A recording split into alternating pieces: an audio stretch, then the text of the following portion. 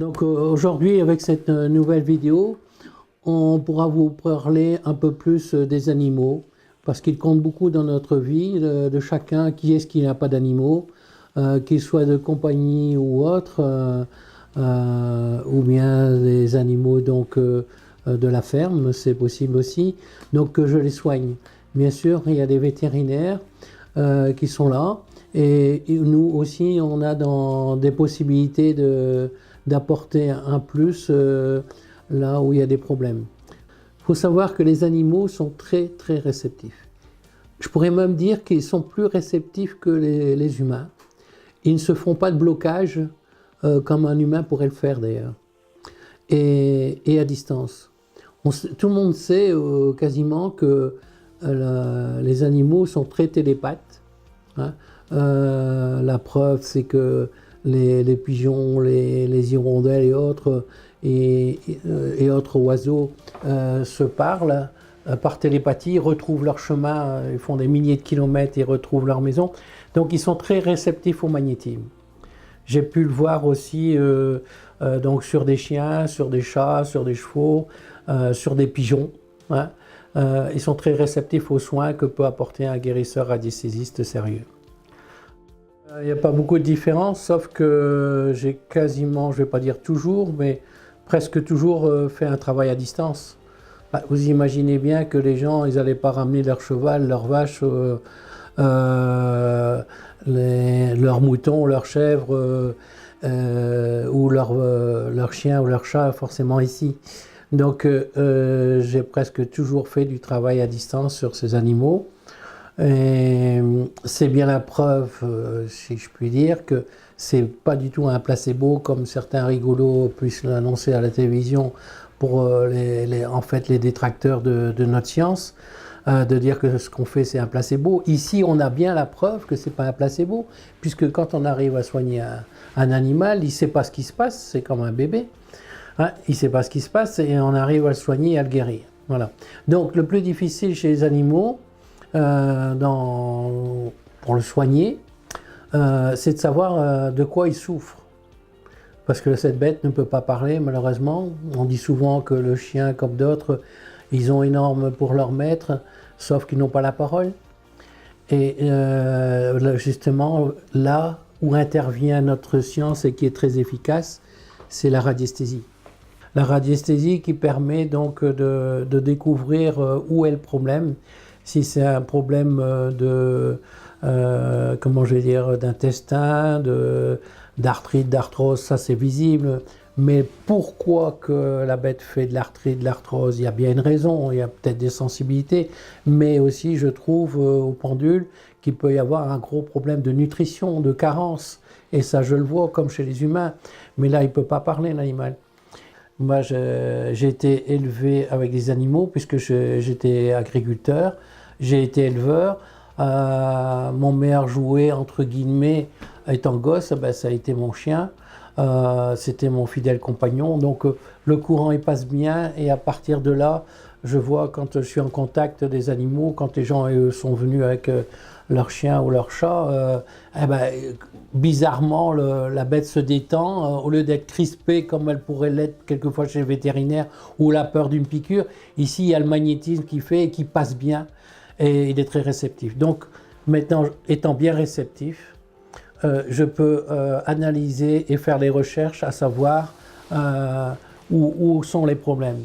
Donc à partir de la photo de l'animal, du chien, du chat, du perroquet, c'est déjà arrivé, et même d'un serpent, ou bien des ânes ou autres, des chevaux de course et autres, on m'a demandé de soigner, à partir de la photo, du moment que je vois le visage, parce que pour moi, c'est pas la plaie qui compte, c'est pas l'endroit qui souffre. Moi, ce qui compte, c'est le visage de la bête, hein, de notre ami. Voilà, c'est de regarder un visage. À travers ce visage, je peux analyser, faire des recherches radiesthésistes.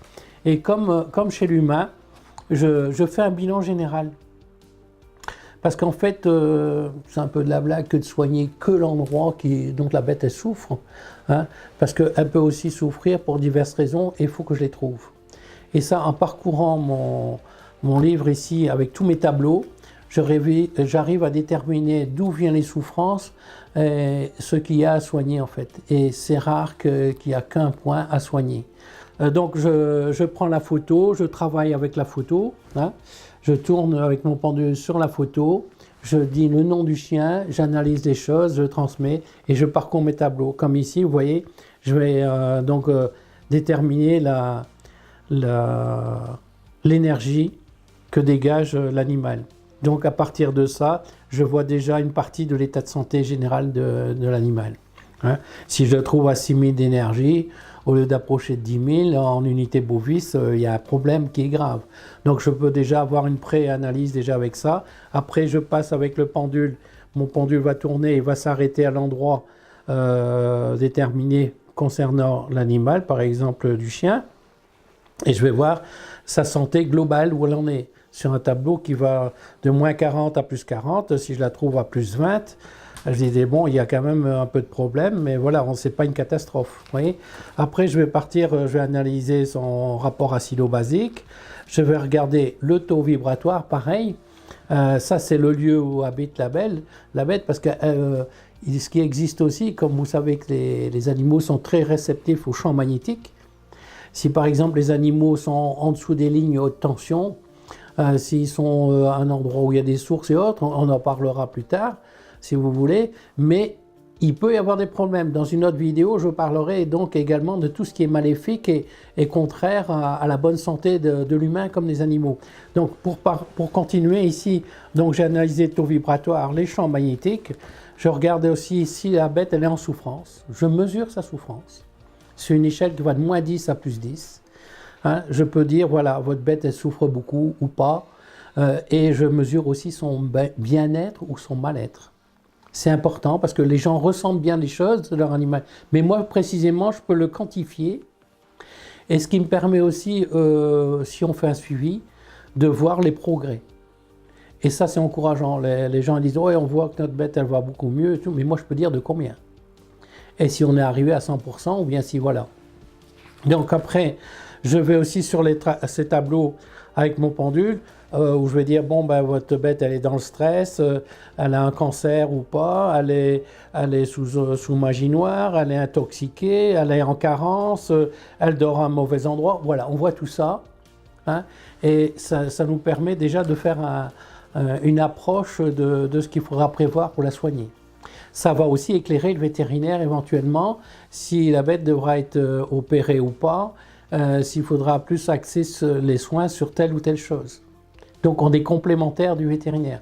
Il faut savoir aussi que quand les gens ils viennent me voir, c'est parce qu'ils ont quelquefois été voir 2-3 vétérinaires et ils ne s'en sortent pas.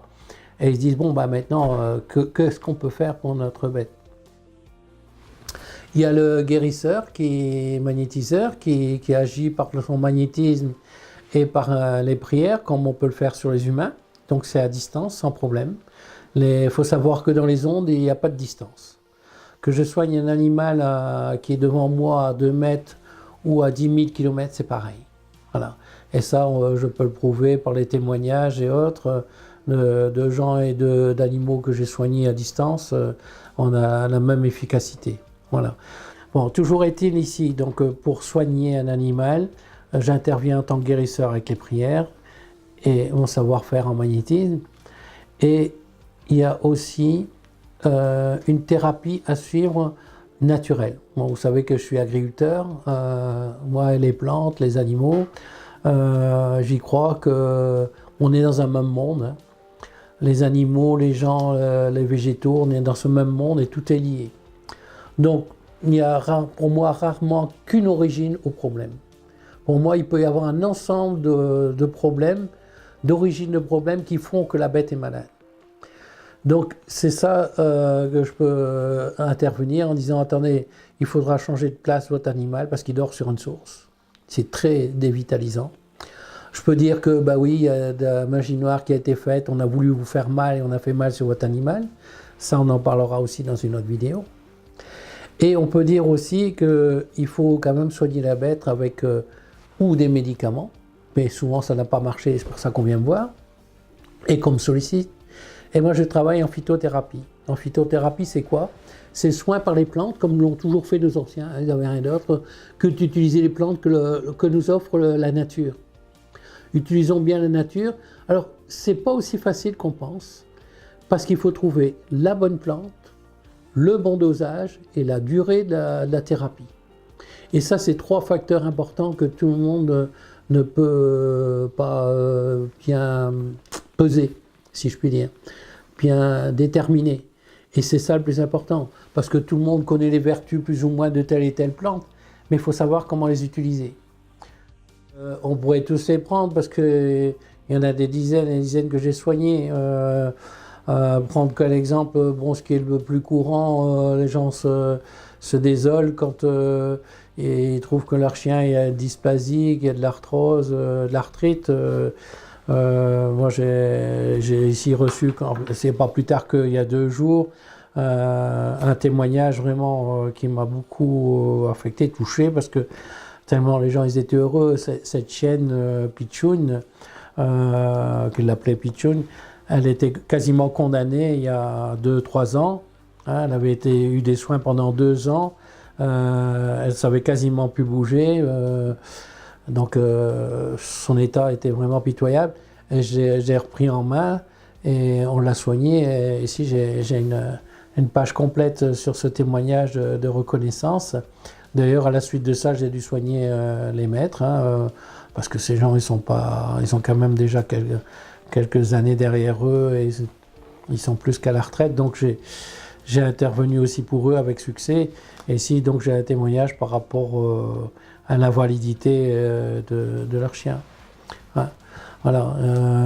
J'ai aussi d'autres témoignages par rapport à des soins sur des chevaux, des chiens, des chats, toutes sortes d'animaux. Même des ânes. J'avais quelqu'un qui avait un élevage d'ânes et il y en avait un qui était vraiment gravement malade, qui perdait tous ses poils, son dos était quasiment nu, en inflammation, et le vétérinaire s'y trouvait pas. Je l'ai soigné et guéri, j'ai trouvé d'où venaient les problèmes et ça s'est arrangé, ça se fait pas en 15 jours. J'ai soigné aussi un poney qui avait plus de 22 ans, un rescapé de la vie et toujours là. Tous les 3 mois, 6 mois, je dois réintervenir pour faire un bilan. Et ça marche. Et c'est à distance, c'est des bêtes que j'ai jamais vues. On touche à tous les domaines du corps de l'animal comme chez l'humain. Promettre d'avance, ce serait pas sérieux. Mais je sais que quand j'interviens sur quelqu'un ou bien sur un animal, il y a toujours du positif. Toujours. Ça peut aller pour un simple blocage et non pas d'évolution de la maladie, où il peut y avoir aussi la guérison, mais il y a toujours un mieux, un plus, et bien souvent la guérison, oui. Aussi bien sur les yeux que sur les os, que les articulations, que voilà, sur plein de choses. Donc je vous remercie aussi, je voulais profiter aussi de remercier tous les gens qui me suivent depuis des années, qui m'encouragent à continuer, de tous ces témoignages aussi qui apportent un réconfort aux futurs patients, qu'ils soient animaux ou autres, parce qu'ils savent que d'autres sont passés avant et ont guéri. Merci à tous et puis à bientôt.